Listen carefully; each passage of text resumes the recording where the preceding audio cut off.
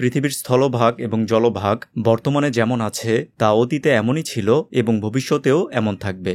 মাত্র ১০০ বছর আগেও মানুষ এমন ধারণা পোষণ করত, কিন্তু বর্তমানে আমরা জানি কন্টিনেন্ট বা স্থলভাগ প্রতিনিয়ত মুভ করছে, অতীতেও মুভ করেছে এবং ভবিষ্যতেও মুভ করবে।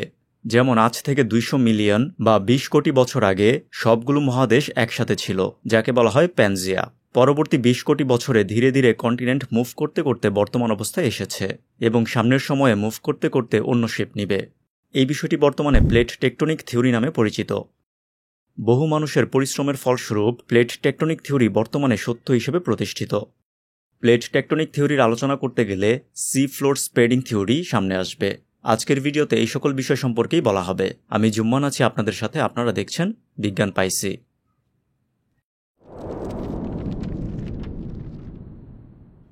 ১৫০০ সালের পর থেকে ধীরে ধীরে পৃথিবীর অ্যাকুরেট ম্যাপ সামনে আসতে থাকে।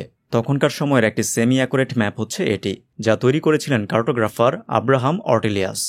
তখন অর্টিলিয়াস লক্ষ্য করেন আফ্রিকা এবং দক্ষিণ আমেরিকার কোস্ট লাইন পাজলের মতো ফিট হচ্ছে, অর্থাৎ মনে হচ্ছে আফ্রিকা এবং দক্ষিণ আমেরিকা যেন একই ভূমির দুইটি টুকরো। পরবর্তী সময়ে আরও অনেকেই সেম বিষয় লক্ষ্য করেন। এর মধ্যে ১৮৫৮ সালে ভূতত্ত্ববিদ স্লাইডার পেলেগ্রিনি প্রথমবারের মতো কন্টিনেন্টাল ড্রিফট বা স্থলভাগের পরস্পর থেকে বিচ্ছিন্ন হবার বিষয় উপস্থাপন করেন, যা বোঝানোর জন্য তিনি এই দুইটি ম্যাপ সামনে নিয়ে আসেন, যদিও পেলেগ্রিনির তথ্য তখন তেমন গুরুত্ব পায়নি। এরপর সামনে আসেন অস্ট্রিয়ান ভূতত্ত্ববিদ এডওয়ার্ড সুয়েস। তিনি লক্ষ্য করেন দক্ষিণ গোলার্ধের কিছু মহাদেশে একই ধরনের জীবাশ্ম বা ফসিল পাওয়া যাচ্ছে, সেই সাথে এদের ভূতাত্ত্বিক গঠন একই রকম। যেমন দক্ষিণ আমেরিকা, আফ্রিকা, অস্ট্রেলিয়া এবং ইন্ডিয়ার প্রাচীন শিলাস্তর এবং সেখানে প্রাপ্ত ফসিল পরস্পরের সাথে মিলে যায়।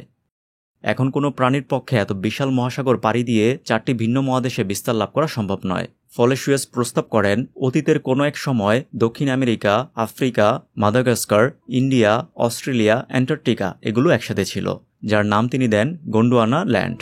সেই সাথে তিনি প্রস্তাব করেন গন্ডোয়ানা ল্যান্ডের সময় বর্তমানের ইউরোপ এবং এশিয়ার মধ্যে একটি সাগর ছিল, যার নাম তিনি দেন টেথিস সাগর। এরপর সামনে আসেন আলফ্রেড ব্যাগনার।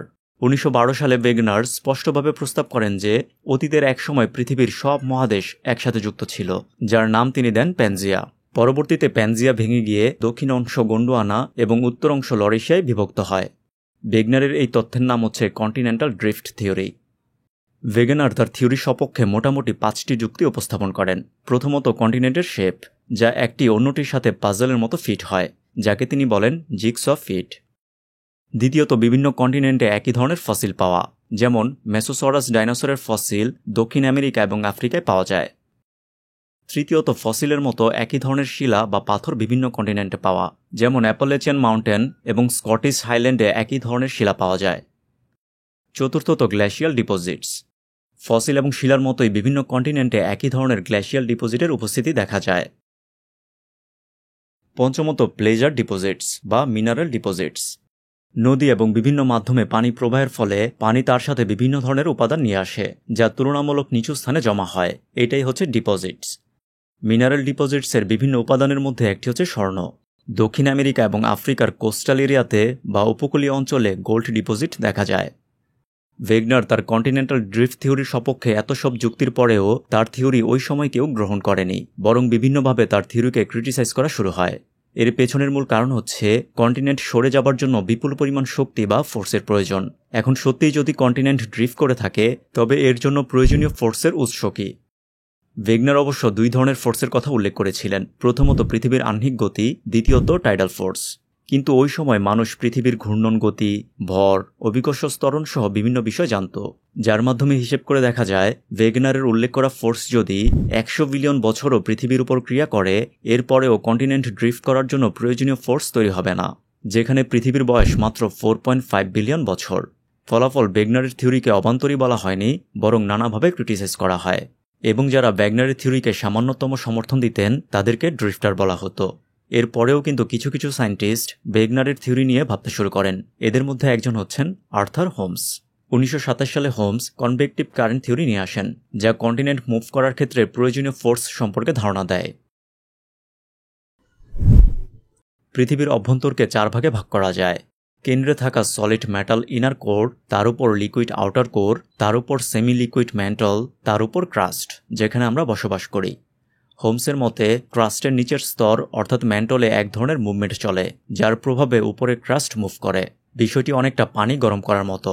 পানি গরম করলে প্রথমে পাত্রের নিচের দিকের পানি গরম হয় এবং হালকা হয়। ফলাফল নিচের পানি উপরে উঠে আসে এবং উপরের পানি নিচে নেমে যায়। এতে পানিতে এক ধরনের চক্রাকার মুভমেন্ট তৈরি হয়। পানির এমন আচরণের ফলেই কিন্তু ভাত রান্না করার সময় সব চালই একসাথে সেদ্ধ হয়। পানির মধ্যে যদি এমন চক্রাকার গতি না থাকতো তবে দেখা যেত নিচের চাল সিদ্ধ হলেও উপরের চাল সিদ্ধ হয়নি। পৃথিবীর কেন্দ্রে উচ্চ চাপের ফলে সৃষ্ট তাপ ম্যান্টলে পানি গরম করার মতো ইফেক্ট তৈরি করে। এতে ম্যান্টলে এক ধরনের চক্রাকার গতি তৈরি হয়, যাকে বলা হচ্ছে কনভেকটিভ কারেন্ট। এখন ম্যান্টলের গতির ফলে ম্যান্টলের উপরে থাকা ক্রাস্টে এর প্রভাব পড়ে। এতে ক্রাস্ট এক স্থানে ফিক্সড থাকতে পারে না, ফলাফল কন্টিনেন্ট মুভ বা ড্রিফট করে। কিন্তু তখন পর্যন্ত পৃথিবীর অভ্যন্তরের এই সকল বিষয় সায়েন্টিফিকলি প্রুফ করার প্রযুক্তি ছিল না। ফলাফল ওয়েগনার বেঁচে থাকা পর্যন্ত তার থিওরি একটি হাইপোথিসিস হিসেবেই থেকে যায়। এখানে বলে রাখি, পৃথিবীর অভ্যন্তর সম্পর্কে বিস্তারিত জানতে চাইলে আমার এই ভিডিওটি দেখতে পারেন, লিংক ডেসক্রিপশন বক্সে দেওয়া থাকবে।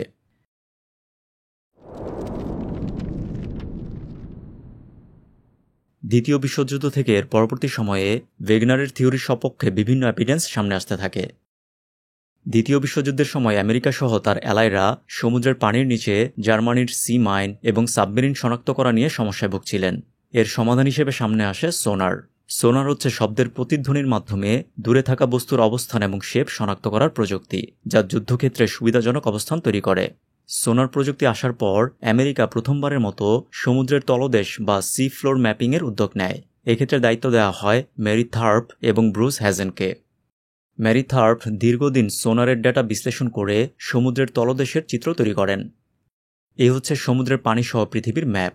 এখন পানি সরিয়ে ফেললে ম্যাপ এমন দেখাবে। এই ম্যাপ থেকে থার্প এক অদ্ভুত বিষয় লক্ষ্য করেন, এবং তা হচ্ছে সমুদ্রের তলদেশ সমতল নয়, বরং ভূপৃষ্ঠের মতোই উঁচু নিচু বিভিন্ন কাঠামো দ্বারা পরিপূর্ণ। সেই সাথে থার্প অ্যাটলান্টিক ওশানের মাঝখানে দীর্ঘ ফাটল লক্ষ্য করেন, যা দক্ষিণ আমেরিকা থেকে আইসল্যান্ড পর্যন্ত বিস্তৃত। থার্প এই বিষয়টি তার সুপারভাইজারের নজরে আনেন, কিন্তু তার সুপারভাইজার বিষয়টিকে গুরুত্ব না দিয়ে নাকচ করে দেন।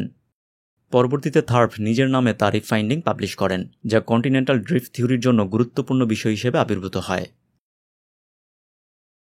অ্যাটলান্টিক সাগরের এই বিশাল ফাটল পর্যবেক্ষণ করে হ্যারি হেজ এবং Robert dips C floor spreading theory সামনে নিয়ে আসেন, যা ওয়েগনারের কন্টিনেন্টাল ড্রিফট থিওরিকে সত্য হিসেবে প্রতিষ্ঠিত করে। এখন ওয়েগনারের থিওরির সপক্ষে যে সকল এভিডেন্সগুলো সময়ের সাথে সাথে সামনে এসেছিল সেই বিষয়গুলো উল্লেখ করা যাক। আমরা যদি উত্তর আমেরিকা এবং ইউরোপের মধ্যবর্তী আটলান্টিক ওশানের সরল চিত্র অঙ্কন করি তবে বিষয়টি এমন দেখাবে। উপকূল থেকে ধীরে ধীরে সমুদ্রের গভীরতা বেড়েছে, কিন্তু ঠিক মাঝখান বরাবর পাহাড়ের অনিয়মিত সারি। এখন এই পাহাড়ের সারি মূলত তৈরি হয়েছে সমুদ্রের তলদেশের ফাটলের ফলে। ফাটলের ফলে ম্যান্টল থেকে লাভা উপরে এসে দুই পাশে সরে গিয়ে পাহাড় তৈরি করেছে, যা ওয়েগনারের থিওরির একটি এভিডেন্স। বিষয়টি আরেকটু বিস্তারিত বলা দরকার। পৃথিবীর উপরের পৃষ্ঠকে বলা হয় ক্রাস্ট। এই ক্রাস্ট দুই ধরনের, কন্টিনেন্টাল ক্রাস্ট এবং oceanic crust. Oceanic crust continental ক্রাস্টের তুলনায় পাতলা তবে বেশি ঘনত্বের হয়ে থাকে। এখন ম্যান্টলে কনভেকশন প্রসেসের ফলে লাভা টেকটনিক প্লেটের ওশেনিক ক্রাস্টের সংযোগ স্থল দিয়ে উপরে উঠে আসে, পরবর্তীতে তা ঠান্ডা হয়। তবে এখানে লাভার উপরে আসতে চাওয়ার প্রেশার সার্বক্ষণিক বিরাজমান থাকার ফলে প্রথমে উপরে উঠে আসা লাভা দুই পাশে সরে যায়। এতে সমুদ্রের তলদেশ দুই পাশে বিস্তার লাভ করে, যাকে বলা হচ্ছে সি ফ্লোর স্প্রেডিং। এখন সি ফ্লোর স্প্রেডিংয়ের ফলে ওশেনিক ক্রাস্টের অপর অংশ কন্টিনেন্টাল ক্রাস্টে প্রেশার তৈরি করে, যার ফলাফল হিসেবে কন্টিনেন্টাল ক্রাস্ট বা কন্টিনেন্ট দুই পাশে সরে যায়। এখন এই যে বলা হচ্ছে সি ফ্লোর স্প্রেড করছে বা সমুদ্রের তলদেশ বিস্তৃত হচ্ছে, এটাও তো প্রুফ করার প্রয়োজন রয়েছে। এক্ষেত্রে কিন্তু বেশ কিছু সলিড এভিডেন্স রয়েছে। সেই এভিডেন্সগুলো ক্রমান্বয়ে উপস্থাপন করা যাক। প্রথমেই রক বা শিলার বয়স। আমরা যদি সমুদ্রের তলদেশে থাকা শিলার বয়সের ম্যাপ তৈরি করি তাহলে তা এমন দেখাবে, যেখানে কালারের মাধ্যমে বয়সের পার্থক্য বোঝানো হয়েছে। রেড মানে সবচেয়ে কম বয়স, অরেঞ্জ মানে রেডের চেয়ে বেশি বয়স, এভাবে ইয়েলো, গ্রিন, ব্লু এর মাধ্যমে ক্রমান্বয়ে বেশি বয়স বোঝানো হয়েছে। তাহলে খেয়াল করুন, আটলান্টিকের মধ্যবর্তী ফাটলে থাকা শিলার বয়স সবচেয়ে কম, এবং ফাটল থেকে যত উপকূলের দিকে যাওয়া হচ্ছে শিলার বয়স ততই বেশি পাওয়া যাচ্ছে। এখন এমনটা কিভাবে সম্ভব হলো? একমাত্র সি ফ্লোর স্প্রেডিং হচ্ছে এর উত্তর। Sediment thickness. সেডিমেন্ট হচ্ছে বালি, কাদা, নুড়ি ইত্যাদি সমুদ্রের তলদেশে জমা হওয়া। বিষয়টিকে অনেকটা কোনো বস্তুর উপর সময়ের সাথে সাথে ধুলাবালি জমার সাথে তুলনা করতে পারেন। এখন যে সকল শিলার বয়স বেশি সেই সকল শিলার উপর সেডিমেন্ট জমার জন্য বেশি সময় পেয়েছে এবং যে সকল শিলার বয়স কম তাদের উপর সেডিমেন্ট জমতে কম সময় পেয়েছে। তার মানে আটলান্টিকের মাঝ বরাবর কম বয়সী শিলাতে সেডিমেন্টের পুরুত্ব বা থিকনেস কম হবে এবং উপকূলের দিকে থাকা বেশি বয়সী শিলাতে সেডিমেন্টের থিকনেস বেশি হবে এবং বাস্তবেও সেটাই দেখা যায়। আমরা যদি সেডিমেন্টের থিকনেসের ম্যাপ তৈরি করি তবে দেখা যায় উপকূল থেকে সমুদ্রের মাঝ বরাবর যাবার সাথে সাথে সেডিমেন্টের থিকনেস কমে যাচ্ছে।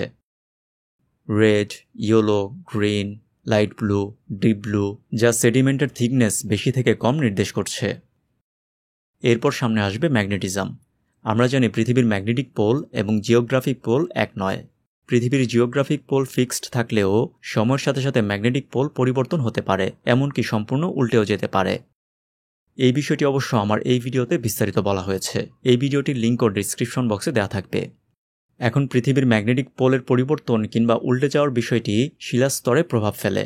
যেমন লোহার আকরিক ম্যাগনেটাইটের অভ্যন্তরে ম্যাগনেটিক পোল অনুযায়ী অ্যালাইনমেন্ট দেখা যায়, তবে এই অ্যালাইনমেন্ট শুধুমাত্র শিলা কঠিন হবার পরেই দেখা যায়, গলিত অবস্থায় দেখা যায় না। এখন সি ফ্লোর স্প্রেডিংয়ের ক্ষেত্রে বিষয়টি দেখা যাক। মাঝসাগরে যে লাভা উপরে উঠে আসে এই লাভাতে ম্যাগনেটাইটের উপস্থিতিও থাকে। এখন লাভা অবস্থায় ম্যাগনেটিক পোলের প্রভাব ম্যাগনেটাইটে থাকে না, কারণ সেই সময় শিলা গলিত অবস্থায় থাকে। কিন্তু লাভা যখন উপরে উঠে এসে ঠান্ডা হয়ে শক্ত হয় তখন তাতে ম্যাগনেটিক পোল অনুযায়ী অ্যালাইনমেন্ট তৈরি হয়। এখন লাভা যদি সত্যি সত্যি উপরে এসে ঠান্ডা হয়ে দুই পাশে সরে যায় তবে দুই পাশের ম্যাগনেটাইটে ম্যাগনেটিক অ্যালাইনমেন্ট সেম থাকবে এবং পর্যবেক্ষণের মাধ্যমে ঠিক একই বিষয় পাওয়া যায়। সাগরের সেন্টার থেকে যে কোনো এক পাশে যেই ম্যাগনেটিক অ্যালাইনমেন্টের প্যাটার্ন দেখা যায় অপর পাশে সেম প্যাটার্ন দেখা যায়। যেমন এই পাশের এই অংশের শিলা এবং অপর পাশের এই অংশের শিলায় ম্যাগনেটিক অ্যালাইনমেন্ট সেম, যা থেকে এটা নিশ্চিতভাবে বলা যায় যে অবশ্যই সমুদ্রপৃষ্ঠ বিস্তার লাভ করেছে। এইসব এভিডেন্সের পর সবাই নিশ্চিত হয় যে পৃথিবীর ভূপৃষ্ঠ এবং সমুদ্র প্রতিনিয়ত পরিবর্তন হচ্ছে, সেই সাথে অতীতে গেলেও পরিবর্তন দেখা যাবে। এখন এখানে একটি বিষয় খেয়াল করুন, পৃথিবী গোলকাকৃতির, ফলে এর পৃষ্ঠে দুইটি বস্তু পরস্পর থেকে দূরে সরে যাওয়া মানে অপর দিক দিয়ে পরস্পরের কাছে আসা। তার মানে পৃথিবীর কন্টিনেন্ট পরস্পর থেকে দূরে সরে যাওয়া মানে একসময় তারা পরস্পরের কাছাকাছি আসবে, যেমনটা 200 মিলিয়ন বছর আগে প্যানজিয়ার ক্ষেত্রে ছিল। এখন আপনার মনে প্রশ্ন আসতে পারে, কন্টিনেন্ট যে সরে যাচ্ছে তা কতটা স্পিডে ঘটছে এবং কেন এই সরে যাওয়া আমরা বুঝতে পারি না। নাসা 1976 সালে পৃথিবীর জিওফিজিক্স যেমন টেকটনিক প্লেটের মুভমেন্ট, ভূমিকম্প, সেই সাথে পৃথিবীর নিজ অক্ষে ঘূর্ণনগতি বোঝার জন্য এই স্যাটেলাইটটি লঞ্চ করে, যা লেজারের মাধ্যমে কন্টিনেন্টগুলোর মুভ পরিমাপ করে, যার সাহায্যে বর্তমানে আমরা জানি উত্তর আমেরিকা এবং ইউরোপ প্রতি বছর 2 থেকে 3 সেন্টিমিটার দূরে সরে যাচ্ছে। ইন্ডিয়ান প্লেট গন্ডোয়ানা ল্যান্ড থেকে আলাদা হবার পর বছরে 18 থেকে 20 সেন্টিমিটার গতিতে ইউরেশিয়ান প্লেটের সাথে ধাক্কা খায়, যার ফলে হিমালয় পর্বতমালা তৈরি হয়। ইন্ডিয়ান প্লেট কিন্তু এখনও স্থির হয়নি, বরং ইউরেশিয়ান প্লেটের উপর 5 সেন্টিমিটার পার ইয়ার গতিতে চাপ বজায় রেখেছে, যার ফলাফল হিসেবে প্রতি বছর হিমালয় পর্বতমালার উচ্চতা বাড়ছে। এখন প্রশ্ন হচ্ছে, টেকটনিক প্লেটের এই মুভমেন্ট কেন আমরা বুঝতে পারি না? আসলে টেকটনিক প্লেটের গতি খুবই কম, ফলে তা অনুভব করা সম্ভব নয়। যেমন উত্তর আমেরিকা এবং ইউরোপের কথাই বিবেচনা করুন, এরা বছরে মাত্র 2 থেকে 3 সেন্টিমিটার দূরে সরছে। এখন আমরা যদি 4 সেন্টিমিটারও ধরে নেই তবেও উত্তর আমেরিকা এবং ইউরোপ 1 কিলোমিটার সরতে সময় লাগবে 25,000 বছর, যেখানে আমরা সাল গণনা শুরু করেছি মাত্র 2025 বছর হলো। আসলে বিষয়টি পরিবারের সদস্যের মতো। পরিবারের সদস্য সারাক্ষণ আমাদের সামনে থাকে, ফলে তাদের শারীরিক পরিবর্তন আমরা আলাদা করে বুঝতে পারি না। কিন্তু কাউকে যদি 10-15 বছর পরে দেখি তাহলে কিন্তু ঠিকই ওই মানুষের শারীরিক পরিবর্তন সহজেই বুঝতে পারি। তবে টেকটনিক প্লেটের মুভমেন্টও কিন্তু একটু ভিন্নভাবে বোঝার সুযোগ আছে, এবং তা হচ্ছে ভূমিকম্প। ভূমিকম্প মূলত টেকটনিক প্লেটের সংযোগস্থলে ঘটে থাকে। দুই প্লেটের পরস্পরের ফ্রিকশনের ফলে যে শক্তি নির্গত হয় তাতেই ভূপৃষ্ঠ কেঁপে ওঠে, যা থেকে বোঝা যায় ভূপৃষ্ঠ কিংবা টেকটনিক প্লেট স্থির নয়, বরং গতিশীল। এই ভূমিকম্প সম্পর্কে অবশ্য আমার একটি ভিডিও রয়েছে, লিঙ্ক ডেসক্রিপশন বক্সে দেওয়া থাকবে। কন্টিনেন্টাল ড্রিফট থিওরি এবং পরবর্তীতে প্লেট টেকটনিক থিওরি থেকে একটি বিষয় স্পষ্ট যে কোনো একটি বিষয়কে আমরা সাধারণ চোখে যেমন দেখছি সেটার আচরণ তেমন নাও হতে পারে। কোনো কিছুকে গভীরভাবে জানতে কিংবা আচরণ বুঝতে গভীর পর্যবেক্ষণের প্রয়োজন রয়েছে। এই কথাটি বলার কারণ হচ্ছে, অনেকে আমাকে ফ্ল্যাট আর্থ বা সমতল পৃথিবী নিয়ে ভিডিও তৈরি করতে বলেন। আসলে সমতল পৃথিবীর বিষয়টি সাধারণ চিন্তার ফসল। আগের মানুষ সাধারণ চোখে পৃথিবীকে সমতল দেখে ভাবত পৃথিবী সমতল। পরবর্তীতে কন্টিনেন্টাল ড্রিফট থিওরির মতোই বিভিন্ন এভিডেন্সের মাধ্যমে মানুষ বুঝতে পেরেছে সাধারণ চোখে পৃথিবীকে সমতল মনে হলেও পৃথিবী সমতল নয়, বরং গোলকাকৃতির। এছাড়া চাঁদ থেকে পৃথিবীর ছবি তোলা হয়েছে, যা থেকে স্পষ্টই বোঝা যাচ্ছে পৃথিবী সমতল নয়। এছাড়া এখন তো ইন্টারন্যাশনাল স্পেস স্টেশন থেকে সরাসরি পৃথিবী যে গোল সেটা দেখা যায়। এত দূরে যাবার প্রয়োজন নেই। আকাশে যে প্লেন উঠছে সেই প্লেনের গতিপথ, সেই সাথে প্লেন চলাচল সম্পৃক্ত সাধারণ জ্ঞানটুকু যাদের আছে তারাও বোঝে যে পৃথিবী সমতল নয়, বরং গোল। আসলে বর্তমান সময়ে এসে সমতল পৃথিবীর আলোচনা অর্থহীন। আমি কখনোই সমতল পৃথিবী নিয়ে ভিডিও তৈরি করব না। তবে পৃথিবী যে গোল তা সময়ের সাথে সাথে মানুষ কিভাবে বুঝতে পেরেছে সেই সম্পর্কে ভিডিও তৈরি করা যেতে পারে।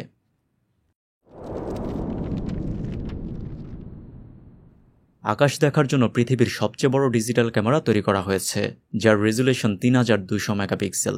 এই ক্যামেরাটি রুবিন টেলিস্কোপের জন্য তৈরি করা হয়েছে। রুবিন প্রতি 3-4 রাতে দক্ষিণ গোলার্ধের আকাশকে স্ক্যান করবে। এইভাবে টানা 10 বছর রুবিন আকাশ সার্ভে করবে, যা অনেক নতুন বিষয় সামনে নিয়ে আসবে। রুবিন টেলিস্কোপ সম্পৃক্ত যাবতীয় বিষয় বিস্তারিত জানতে এই ভিডিওটি দেখতে পারেন। ভিডিও ভালো লাগলে বিজ্ঞান পাইসি পরিবারে যুক্ত হয়ে সাথে থাকতে পারেন।